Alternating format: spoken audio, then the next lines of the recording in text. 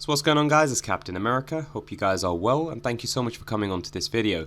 So again, starting off with the match stats. So for this one we did lose 1-0. I do post videos that are both for winning as well as losing, and it's a great way for us to see areas that we can improve, not just as individually but as a team as well. We only had 3 shots in this match overall versus 4 from the opposition. We had 40% possession, so again we weren't retaining the ball or keeping it as much as we can. The opposition team had the control of the ball and they were in more of the dangerous attacking areas compared to us. Again, from our side, it wasn't a great performance as a team.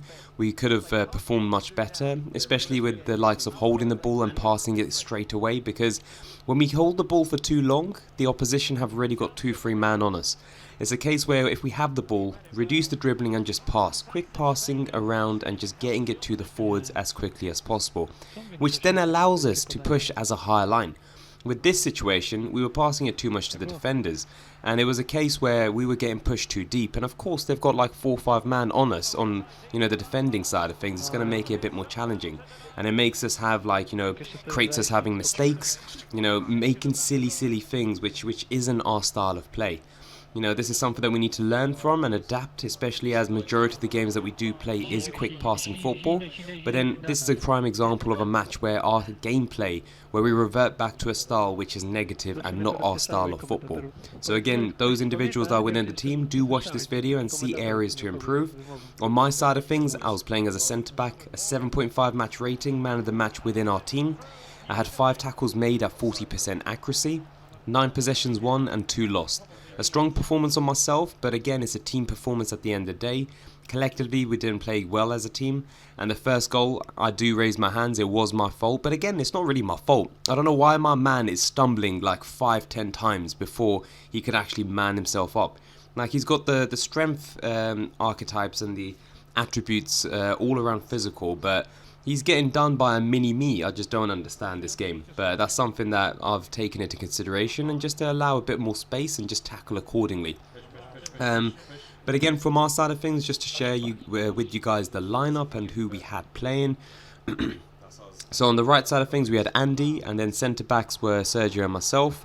Left back was Neymar. We had Sliv playing as a CDM. Same with Yejur and Graham as CMs.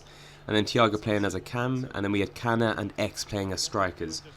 Again, it's a great opportunity for the team to watch this match and see areas to improve, and reverting or going away from this style of play that we were going for. I don't know, it wasn't great ideally, and again it was a 1-0 loss. We could have scored, but again we didn't have or create these opportunities or these chances. Again, Neymar was fantastic on our side for the left back. He showed some balls fine. From the team side of things, it was a case where we weren't physical. Neymar and myself in defence were doing as much as we could, and again it was a case where generally as a team we should have been more physical and more pressing. But again, it's a learning curve, and the areas for improvement are something that we do with these videos. And again, watch this entire video to see areas that we can improve as a team. And those that are new to the channel as well, please feel free to like and subscribe. If you are a centre back, I have posted my centre back build, my archetypes, my traits and perks or everything like that on a previous video. I think it was a couple of days ago, so you could check that out. And that's the skill points I'm using for this current build, and it's something that I find is working quite well. Generally throughout the match you can see the physicality side of things from the centre back traits that I have allocated to my player. But again, the first goal was my fault, so I don't know what the FIFA side of things is. But again, we're going to improve as a team. But what we're going to be talking about today is, the fast approaching of the Premier League, competition again for the new season. We've got the first match happening on Friday the 5th, which is between Arsenal versus Crystal Palace. But Crystal Palace is at home. I'm going to be doing a match analysis on these two tomorrow. Just my thoughts around what my prediction is going to be on the score, the gameplay side of things. Both London clubs. Crystal Palace did do quite well with Vieira last season, with the play style that he integrated within the team. And of course you got Arsenal now that have done quite well within their pre-season matches and the acquisitions during the summer market as well. You've got, of course, Jesus that's played very well as a centre forward, and that's his prime position. I don't know why Man City weren't playing him much.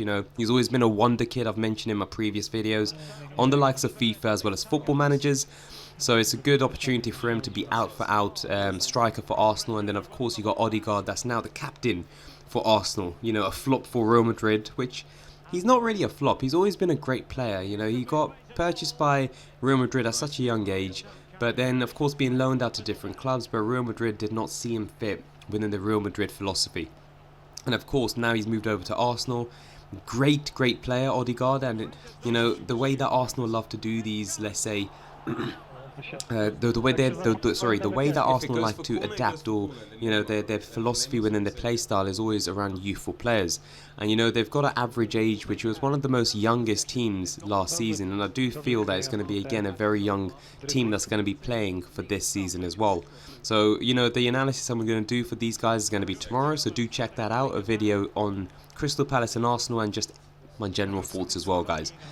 But just moving along in terms of just overall with my predictions on where the teams are going to be positioned overall in the league this season, who's going to be winning the league, you know, who's going to be in the Champions League, the Europa League, as well as the relegation battle as well.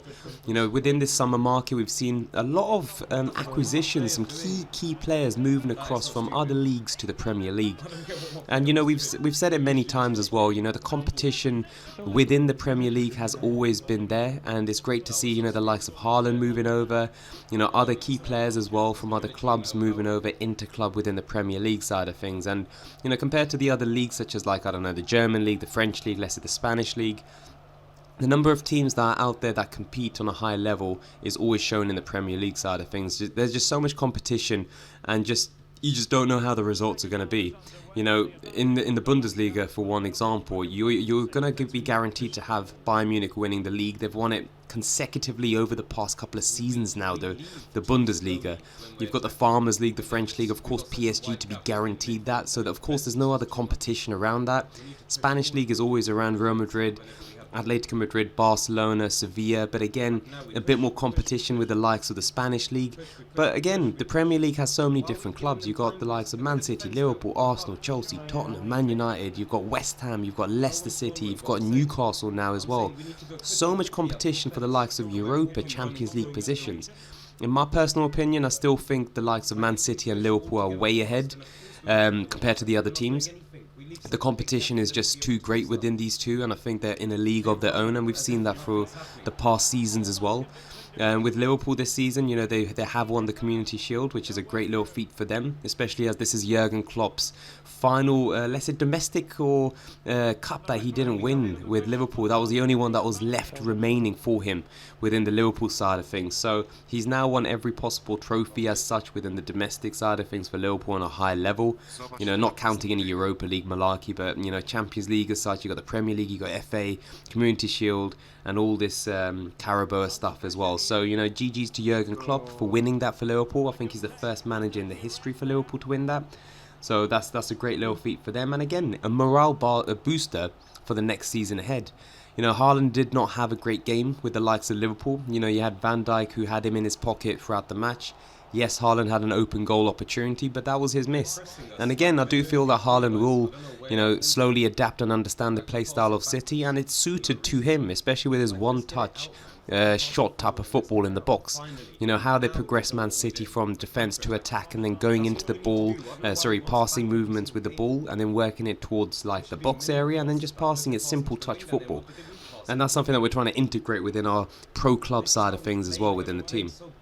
But just to give you my thoughts on where each team will be positioned, and again, it's always going to be tough with the first second, because, you know, as a Liverpool fan, I do want Liverpool to win the Premier League. They were so close to, you know, winning the league last season, but it was just unfortunate that Man City did get the result, and, you know, an amazing comeback against Aston Villa. But again, it was Man City's to lose. Like, how can a team be 2-0 down at home to Aston Villa? Like, I just don't understand that, especially as the last game of the season. They were expected to win. So for people to say, oh my god, it's one of the best comebacks ever, nah, it's not, because they were expected to win. They put themselves in a dumb situation. Liverpool, they had to beat, I think it was not Wolves, I can't remember who they beat, but they had to beat that team in order to have a chance to, let's say, win the Premier League. At the end of the season, it was, you know, so close with just 1 point deficit in terms of, like, being that decider for the Premier League side of things. I think this season's going to be a different type of season. I don't think it's going to be a high points tally as we've seen over the past seasons. You know, the competition with the acquisitions of players, you know, you've got Ten Hag now at United looking at different players. Again, I don't think United will do well. I think it's going to take a while for United to be consistently, let's say, performing to the level that they should be. But again, they haven't done well since Sir Alex Ferguson has left, and the team that Sir Alex Ferguson had in terms of like winning was just absolutely insane as well. They were just normal standard players. I remember there was a game against Arsenal where, you know, Sir Alex Ferguson put like 8 defenders on and he still got a result. You know, the players that United have in each position is technically world class, or in a very high level quality bracket. But they're not performing. And, you know, I just read an interview just now from Dean Henderson that just said, like, look, you know, he had a really tough time at United for the past 12 months. And it just shows that there's something wrong within the backroom side of things, or in the board level, or whatever the case is. But as a Liverpool fan, you know, may it long continue. You know, we love this type of thing. And again, United just need to keep it consistent. Just being as a football analyst, just keeping it consistent. It will take them time, maybe 2-3 years, to maybe get back into the Champions League spot, for example. But again, keep that trust with Ten Hag. He's done a fantastic job at Ajax. You know, the players that he has developed over his time at Ajax, you know, the youth that they have at United is great. You know, they've got some really good youthful players. You got the likes of Iqbal, who's played some really good pre-season matches. He did have some, you know, appearances last season as well. So it'll be interesting to see if this youthful player, you know, one of the most, I think he's one of the Asian players, I think from Iraq or Iran, so apologies if I get that wrong. But again, a great player to be in the scene for United. And again, giving that trust to the youthful side of things is something that I feel that Ten Hag will be doing a lot at United. But again, my predictions for the league side of things, so I think it's going to be Man City, Liverpool. One of them is going to win the Premier League. You got Arsenal as third, then Tottenham as fourth. I do feel Chelsea will get fifth, and then it's going to be West Ham after that, and then United being positioned. I think they're going to get Conference League. I feel United. I just don't see them doing well. You know, this pre-season winning matches that they've done was fantastic, but again, I don't see it being consistent from their end.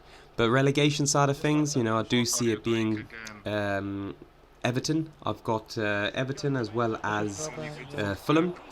And then I've also got Bournemouth as well being relegated for the season. But again, do let me know your thoughts and your predictions on where you think the standings will be at the end of the season. Who's going to win the Premier League? Who's going to get the Champions League spots, the Europa League spots, and then the final ones being the relegation as well. There's so much competition in the Premier League, which is always exciting. And I'm honestly so happy that the Premier League is starting again. And you'll see with the videos too that I'll be doing more like predictions, analysis, and just ramping it up, changing it around, giving my thoughts on how the match highlights were with the results that the teams got as well. So just keep watching this space, and yeah, thank you so much for your time, guys. So we are at the end of the video again. You know, please feel free to like and subscribe if you are brand new. I will be putting a highlight reel of my performance on this game on the shorts, YouTube shorts, so just do check that out. But yeah, I'll catch you guys tomorrow on my analysis on Crystal Palace and Arsenal and just other malarkey as well. Take care and bye-bye. Nice. Oh, wow.